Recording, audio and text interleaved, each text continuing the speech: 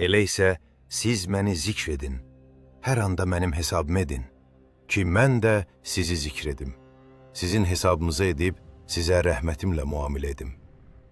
Mənə şükür edin, qətiyyən şükürsüzlük edərək nankörlərdən olmayın. Ey iman etdiyini iddia edənlər!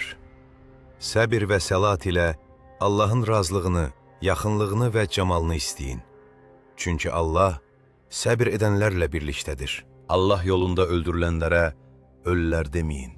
Əksinə, onlar diridirlər, lakin siz bunu idrak edib anlaya bilməzsiniz. And olsun ki, biz sizi biraz qorxu və azlıqla, biraz da mallarınızdan, canlarınızdan və məhsullarınızdan azaltmaqla, yoxsulluqla imtihan edərik.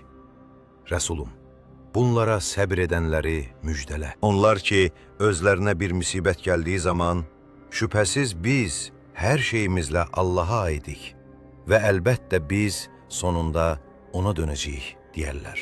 Bax onlara Rəblərindən salavat, daim bir dəstək, yardım və rəhmət vardır və hidayətə çatanlar da məhz onlardır.